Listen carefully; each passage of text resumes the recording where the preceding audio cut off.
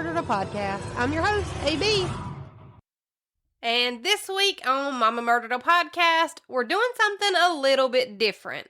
This week's case will be a case where no one dies, no one gets hurt, and it's just going to be something a little bit lighter than what we'd normally do, something a little less murdery.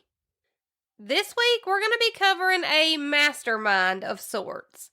One of the greatest money counterfeiters of all time, Mr. 880 himself. So, with all that being said, and without further ado, let's get it. But before we get into this case, I have one question for you. And think about it. If you could counterfeit any bill, which one would it be? Would it be $100 bills? Maybe some $50 bills? Or would you go lower and just counterfeit like 20s? Think about which bill you would choose and why, as I tell you about a man named Emmerich Juttner. Emmerich Juttner, who was also known as Edward Muller to his close friends and people that knew him best, and we're going to stick with Edward for this episode, just because it's way easier to say. Just kind of rolls off the tongue a lot easier than Emmerich. So, Edward Muller was born in Austria, but he immigrated to America when he was about 13 years old. And Edward would go on to become the creator and the mastermind behind one of the largest and simplest criminal counterfeiting schemes in the history of counterfeiting money ever. Edward was not only the mastermind behind one of America's largest counterfeiting schemes, but he was also able to elude authorities for at least a decade between the years of 1938 and 1948. And during this 10-year span, he would literally make money grow on trees. And one little fun fact that I learned throughout my research in this case that is actually going to be pretty important and something that I didn't know before this is that the Secret Service was actually originally intended to prevent and catch counterfeit bills from being passed, and that the Secret Service didn't start protecting and serving the president until 1901 after the assassination of President William McKinley. Maybe you knew that, but I absolutely did not, and it's going to be a little important throughout this case. But let's get back to Edward, though. So, Edward Muller. Picture it. It's 1938, and a cigar shop owner in New York had gone to the bank to deposit the cigar shop's money. This particular cigar shop owner only took deposits to the bank twice a week from the cigar shop. And while the bank teller was counting the bills from the deposit that this cigar shop owner had brought in, the bank teller noticed that one of the bills felt a little different than most other bills that they'd counted before. And I'm sure that when you count and deal with money all day long, that you would probably be able to tell almost immediately what bills feel real and what bills feel like there may be something off. And this one bill, it just felt wrong. It felt fake. Just something wasn't right. It felt different. But it was only a $1 bill. So the bank teller sat the $1 bill to the side and continued counting the rest of the deposit. And once the bank teller was done counting the rest of the money, they took that $1 bill that they'd set aside and they started to examine it just a little bit closer. And again, this is 1938, so there were no machines that you could run the money through to see if it was real or fake. There were no markers that you could use to be able to tell if it was real or fake. And at the time in 1938, there wasn't even a color-changing strip that reflected off of the bills themselves to show whether or not they were real or fake. There was absolutely no way to tell whether money was real or counterfeit at the time besides examining it with your eyes. But once this bank teller took a closer look at the dollar bill, this $1 bill was so clearly a counterfeit that it was almost comical. This $1 bill felt more like your standard everyday printer paper, and the serial numbers were all blurry and fuzzy, and they were even almost hard to read. But the absolute weirdest thing that this bank teller took note of with this $1 bill was definitely George Washington's face in the middle of the bill. I found a quote about the way that George Washington's face looked on this $1 bill, and it said that the face looked, quote, clumsily retouched, merry, and deathlike. George Washington's face looked almost like someone had printed his face onto the paper, and then like it had been cut into the right shape. And then the rest of it looked like there had been maybe a pen or marker used to touch up any bad spots that maybe the printer missed. And this was pretty easily noticeable since George Washington's eyes were solid black ink splotches on this dollar bill. And again, bank tellers deal with money all day long, every single day. That's literally their job. So I'm sure that you start to learn and feel when something just doesn't look right or feel right as far as money goes. And this $1 bill just didn't look right. It didn't feel right. None of it was right. So the teller asked the cigar shop owner where he'd gotten this $1 bill from.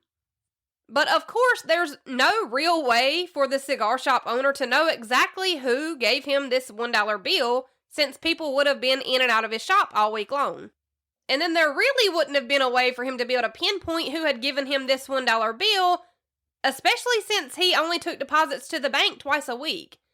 He could have had this dollar bill for days. And it didn't help that the cigar shop had been pretty busy. So busy, in fact, that the cigar shop owner hadn't even noticed the flaws on the $1 bill himself. He'd actually only noticed it after the bank teller pointed it out to him. But it was protocol for banks at the time to turn over any fake bills to the Secret Service so that they could be processed. The Secret Service would take note of any details on the fake bills that could be seen, basically. The Secret Service would take note of anything and everything that made it obvious that the bill that they received were fake. But with this bill that the cigar shop owner had brought in, the Secret Service was almost sure that this $1 bill had been a prank or maybe even a kid. Because let's be real, who else is going to risk doing prison time over a $1 bill?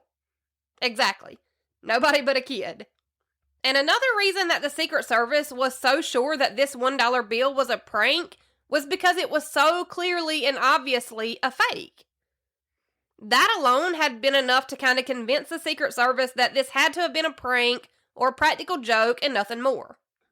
Because most of the time when someone takes the time to counterfeit money, they do it in larger bills like 20s, 50s, or even hundreds, so that they don't have to make as many fake bills. And also so that the bills would be worth more money if they were successfully able to pass the bills off as real.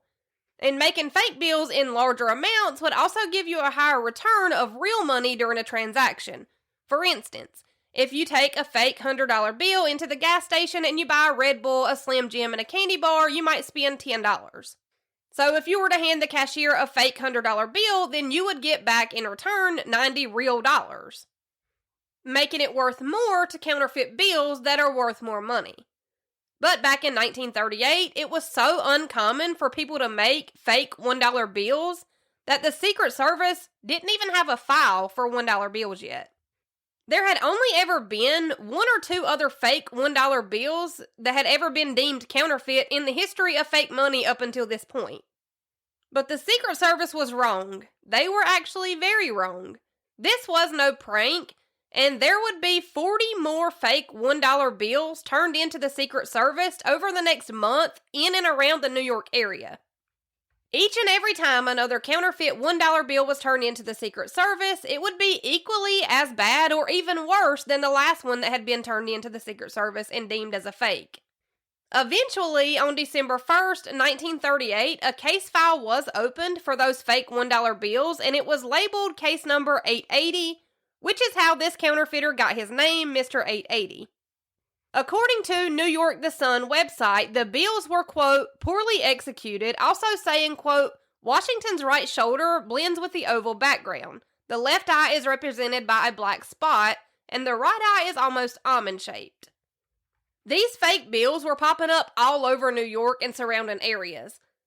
And some of the places that the Secret Service had been able to confirm that these bills had been passed off as real for and taken to the bank were places like newspaper vendors, the subways that were used for travel, bars, and multiple other shops and small businesses in the areas.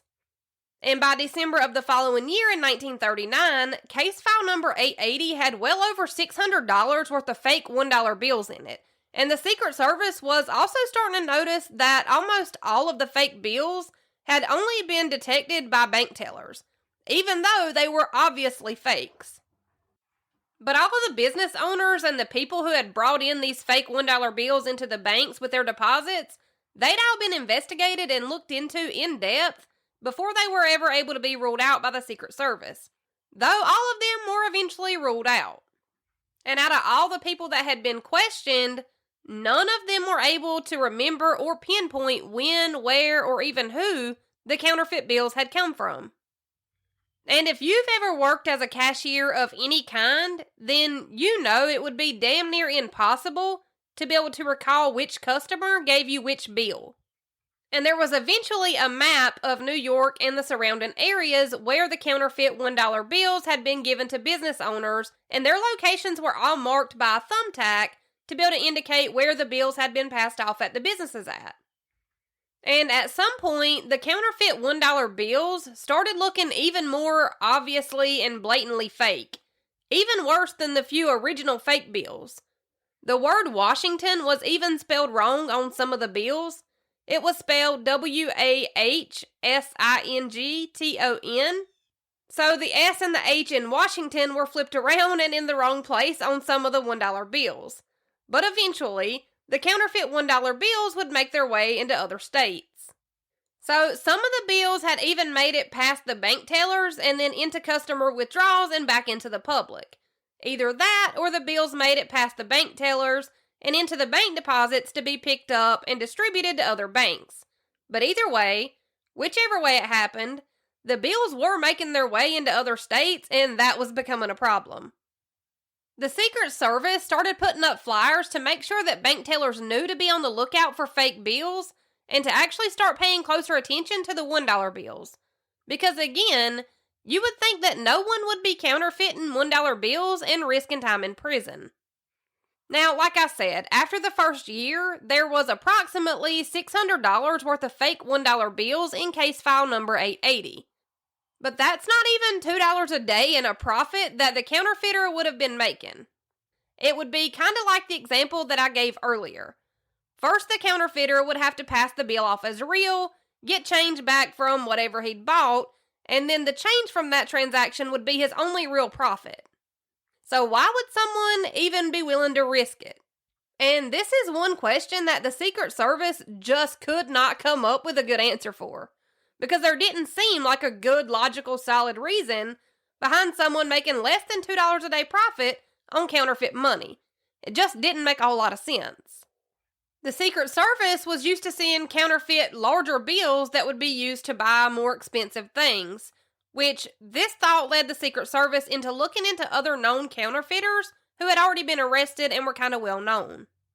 But when they went to talk to the other known counterfeiters that were already behind bars, most of them actually laughed at the counterfeit bills, and then they kind of explained to the Secret Service that most people that counterfeit money, they take pride in making their money look as real as possible. They explained that most counterfeiters work extremely hard to make their counterfeit bills look as real as possible, and that no one that they'd ever worked with would make something that looked this bad. Because that's how bad these counterfeit bills were, and I'll post a picture on social media so that we can all laugh together. These bills were so bad that they got laughed out of the door by other counterfeiters. And then over the next 5 years, the file that was opened on Mr. 880 was filled with 2,480 more fake $1 bills. All of them worse than the very first that had been detected all those years ago when they were all sure that this was just a prank. But even with all of those bills that were on file, it still didn't amount to more than $2 a day in total profits, which again, just kind of left the Secret Service scratching their heads about why someone would even risk it. Like, if you're going to go ahead and take the risk, why not just make as much money as possible with one transaction? And let's be honest, the Secret Service was probably getting annoyed with this game of cat and mouse that they were playing with Mr. 880. Bank tellers were still being given up-to-date and updated flyers about the counterfeit money, and they also made sure that all the bank tellers knew exactly what to say when someone brought in one of those counterfeit bills. Because obviously they didn't want the bank tellers to say the wrong thing and scare somebody off before the Secret Service had time to come in and do an investigation and question people. Because even when a customer who would bring in a stack of money, the bank teller would only find one fake dollar bill. All of those customers would be obviously looked into and investigated before they could be cleared. But a lot of the times these customers weren't even aware that they had a fake bill in their possession. And it would be another 5 years before the Secret Service would finally get the break that they'd been waiting on. So by this point, they had been after Mr. 880 for a whole ass 10 years. But finally, in January of 1948, there were 7 boys playing outside in an empty lot behind an apartment complex. The boys had been playing in the snow, and they were finding a few different things that were buried in the snow. Most of the stuff that the boys found was just some old junk, and some other stuff that looked like it had been on fire at some point or another.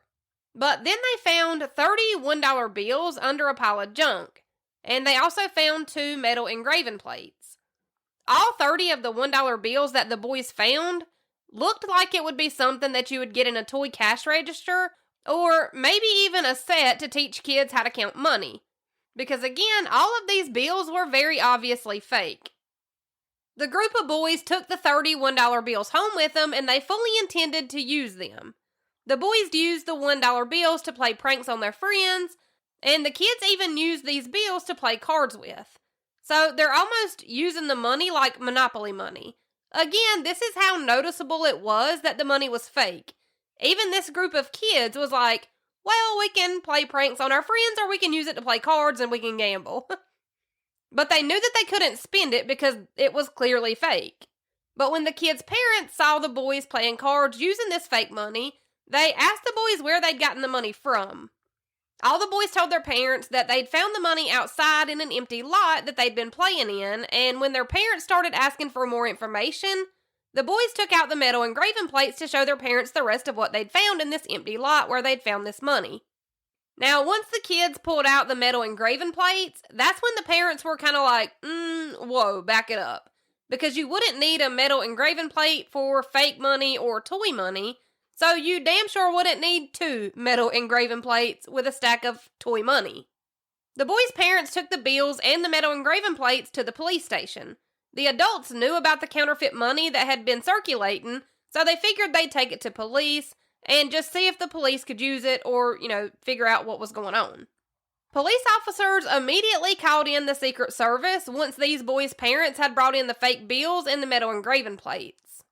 The Secret Service interviewed all the boys that had been playing in that empty lot when they'd found these bills and the engraving plates.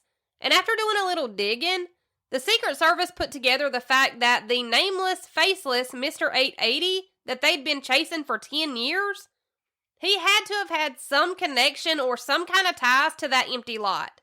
And with that, the Secret Service was off to figure out exactly who Mr. 880 was. The Secret Service talked to all the people that lived in the area surrounding the empty lot where the boys had found the bills and the metal engraving plates. And talking to neighbors and people in the area, the Secret Service learned that there had been a fire in front of the empty lot where the group of boys had found the counterfeit bills and the engraving plates. They learned that the fire had started on the top floor of an apartment complex, and they also learned that this fire had only just happened a few weeks before this. Investigators remembered that the group of boys had said that they'd found the bills and the metal engraving plates under some old junk that looked like it had either been burned or set on fire. So the next question that investigators needed to answer was, who had been living on the top floor of that apartment complex when it caught fire? The investigators went to speak to the fire chief to see what the fire chief knew about the fire, how it had started, who lived there, etc., etc. And the fire chief was able to tell investigators that they still weren't sure how the fire had gotten started, but that when his crew from the fire department had got on the scene of the fire, that the apartment that had caught fire was overflowing with stuff. Just stuff piled in the corner of every crevice inside of that apartment unit. The investigators also learned that no one had been home at the time of the fire, and that the guys from the fire department had had to bust the door down in order to get in just to try to get the fire out. The firefighters ended up having to throw a bunch of stuff out of the window of that apartment just so that they could get through the apartment to even try to start putting the fire out. The guys threw out anything that was in their way and anything that they were trying to salvage from the fire. And with a few more questions, the investigators learned that the window that the fire department had been throwing all this stuff out of was the same window that led to the empty lot where the boys had found these counterfeit bills and metal engraving plates. They also learned that there had been a dog inside of the apartment that sadly didn't make it out of the fire. But the guys on the fire department were eventually able to get the fire under control without the fire spreading to any other apartments or causing damage to any other apartments. But the apartment where the fire had started, it was done for. There was no saving it or cleaning it or moving back in a few weeks later. This apartment was burned beyond repair. So the next step in this counterfeiting case was to figure out who lived in that apartment when it caught fire. And after a little digging and asking around, investigators learned that a man lived in that apartment by the name of Edward Muller. And the superintendent of the apartment complex was able to point investigators in the direction of where Edward Muller was now. He had been staying with his daughter since the fire, but that's not where investigators would find Edward at, though. Edward wasn't at his daughter's house. He was actually inside of his burnt apartment going through his stuff. Edward still spent a lot of time at this apartment even though it had caught fire, and he was usually there just going through his things and seeing what he could salvage. And when someone told investigators that Edward was probably just inside of his old apartment, they didn't waste any more time. They headed straight to the apartment that had caught fire and they knocked on the door. And when they knocked on the door, an elderly white-haired man with only a few teeth answered the door. This wasn't exactly the criminal mastermind that investigators had expected to see when the apartment door was finally opened. This man looked elderly and frail and even put the investigators in the mind of how they perceived their own grandpa. Edward opened the door to let investigators inside as he apologized to them for the mess that his apartment was in. The investigators had brought quite a few different men with them when they'd come to knock on the door of this apartment building, probably because they thought they were looking for a hardened criminal. But since there were so many of them there already, a few of them asked the questions about the fire and gave their condolences about Edward losing his dog in the fire. Which, a strange fact that I read was that Edward never gave his dog a name, and when he was asked about it, he said that the dog didn't need a name because when he spoke to the dog knew that he was speaking to him and not someone else, and that actually makes a lot more sense than it should. So a few of the men sat with Edward and they asked him questions and they talked to him while the rest of the men walked around the apartment looking for clues in the counterfeiting money case. After all, that was the whole reason that they were here. And as one investigator walked into Edward's kitchen, there was an old handheld printing press. And after plundering through the kitchen a little more and even looking in some of the kitchen drawers, there were a few $1 bills in the kitchen drawer.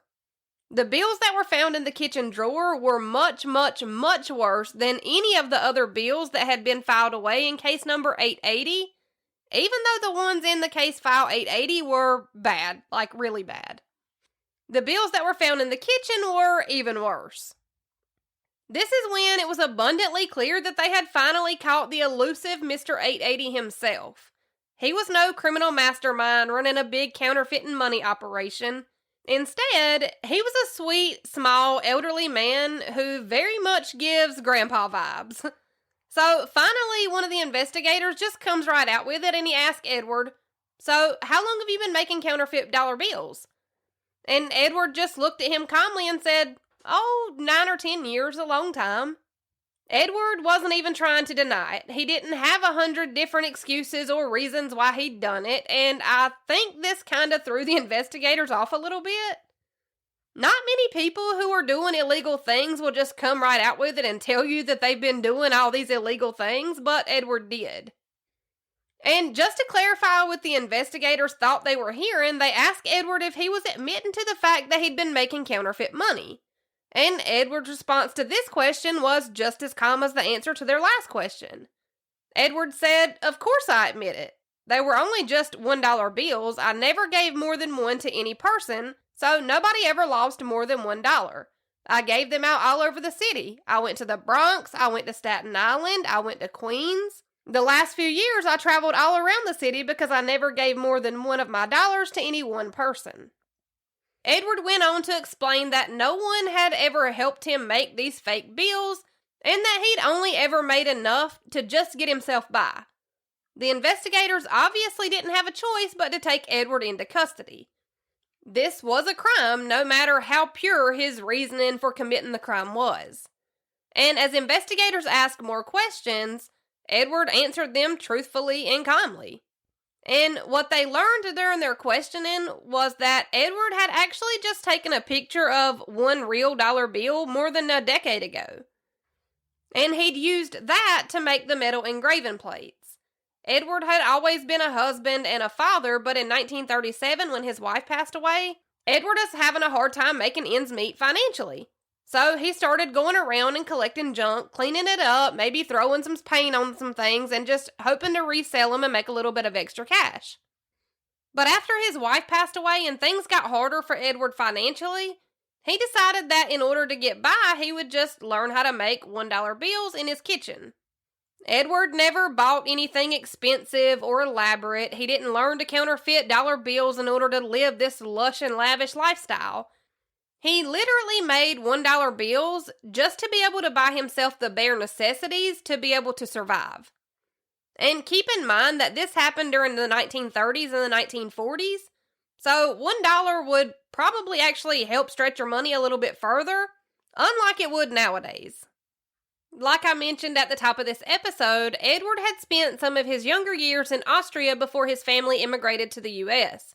And during his time in Austria, Edward had learned some very basic engraving techniques, which is how he was able to make the metal engraving plates. And then he would just touch up any wonky spots with a pen. And somehow Edward was able to pass off $1 bill at a time around the city, and he'd never even come close to being caught. Not until that group of boys found those counterfeit bills in that empty field after Edward's apartment had caught fire. And remember the cigar shop owner that had brought in the first fake dollar bill that was deposited to the bank? Yeah, Edward was able to confirm that he had only printed that dollar bill the day before the cigar shop owner had taken it to the bank. And that dollar bill was one of the very first ones that Edward had ever printed. Edward had touched up every dollar bill that he made by hand. And eventually, over the course of the 10-year span, he was able to pass off about $7,000 worth of fake $1 bills. And unfortunately, this confession meant that Edward was going to have to face some kind of consequences for his actions. Because as we all know, every action has a reaction. Whether it's good or bad, every action has a reaction. And it doesn't really matter that Edward had only ever made the counterfeit dollar bills when he was $1 or $2 short on buying something, or if he needed something that he really couldn't afford. And it also didn't matter that he only ever made enough dollar bills to buy what he absolutely had to have.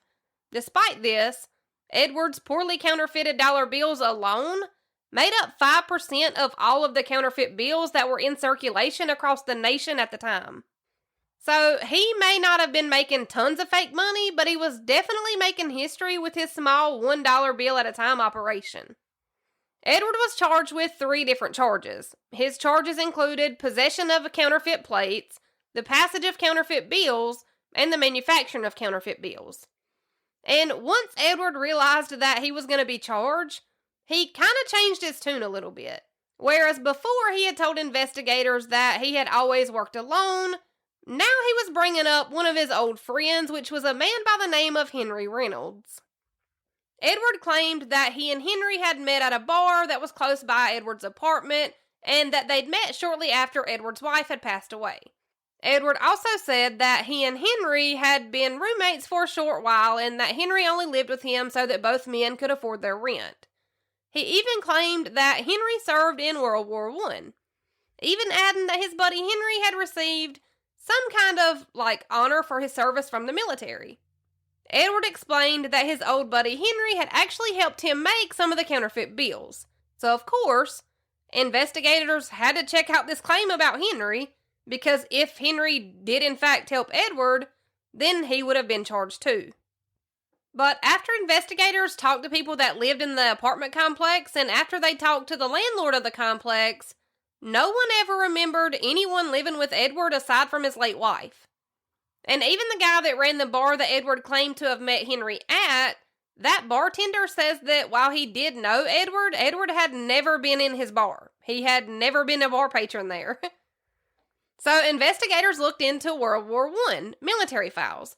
And when they pulled records for people who had won honors for their service and medals, there was no Henry Reynolds listed anywhere. And as it turns out, there was no Henry Reynolds at all. So even though Edward had fully confessed before and claimed that he'd always worked alone, now that jail time was on the table, Edward was kind of changing his tune. Because after the charges were filed, Edward pled guilty to possession of counterfeit plates and the passage of counterfeit bills. But Edward pled not guilty to the charge of manufacturing counterfeit bills. Edward claimed that he had done everything except print the bills. He said that Henry had been the one that had done all the printing. And oddly enough, the courts would eventually have to drop the charges of manufacturing counterfeit bills because despite what they believed, there was no surefire way to prove that Edward had been the one that done all the printing. So with only 2 charges left on the table, Edward, who was 73 years old at the time, was now facing 2 charges that both carried up to a 10-year sentence for each. That was a possible 20-year sentence depending on the courts and if he was convicted and then if he was given the maximum punishment for his crimes. But in September of 1948, Edward Muller would finally get his day in court. Edward's attorney used the fact that Edward was already 73 years old in his favor, and he also made sure to point out that Edward never made counterfeit money to get rich quick, that he only ever made enough to just get by. And after this, it was time for the judge to lay down his sentencing. The judge originally sentenced Edward to only 9 months in prison, based solely off of his lack of greed with the counterfeit money. But as Edward was about to be hauled away into a prison cell, the judge called Edward back into the courtroom for something completely unexpected. When the judge called Edward back into the courtroom, the judge changed the length of Edward's sentencing. The judge changed the sentence from 9 months to 1 year and 1 day, so a longer sentence.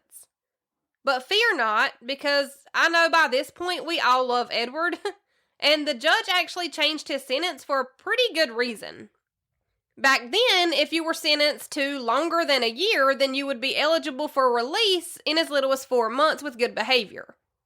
But anything below 1 year had to be served in full because it would be considered a shorter sentence anyways. So the judge changing Edward's sentencing from 9 months to 1 year and 1 day made it where Edward would only have to serve 4 months in prison and he would be eligible for release.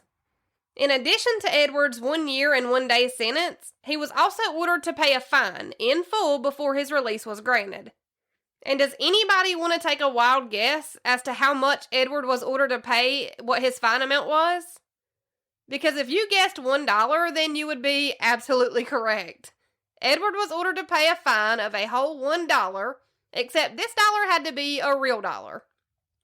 Edward served his 4 months in prison and he paid his $1 fine and he was free to go with the rest of his life.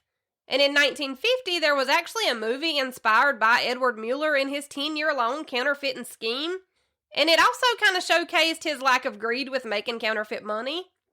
This movie was obviously titled Mr. 880, and it's actually kind of funny to me because Edward ended up making more money off of this movie than what he would have ever made printing off $1 bills in his kitchen. And then after making so much money off of this movie, Edward was asked if he would ever consider getting back into the counterfeiting industry. And he seemingly jokingly answered that he wouldn't get back into counterfeiting because there, quote-unquote, wasn't enough money in it. And sadly, in 1955, Edward Muller passed away at just 79 years old after living what I can only imagine was probably one hell of a life. And that is all I have for you this week. I do realize this episode was pretty short, but I'm just going to say it. Every time I go on vacation, it kicks my ass. The driving and the constant going and doing and seeing. This is all I could manage this week. And I figured with the case I plan on bringing you next week, that it might do us all some good to hear about a crime that isn't as graphic and murdery. So, I figured this would be the perfect one. Also, if you are a Patreon member already, please, please, please remember to send me a message on the Patreon page with your mailing address so that I can get you your stickers. And also for the Patreon family, you will have a brand new bite-sized episode ready for you this Friday as promised. I'm actually pretty proud of myself for finally figuring out a way to get consistent content out to the Patreon. And I hope you're all enjoying it too. We love it here, right? If you want to join the Patreon and get an extra episode every Friday, then the link is, as always, in the description box under each episode. Let's do a review of the week before we get the hell out of here.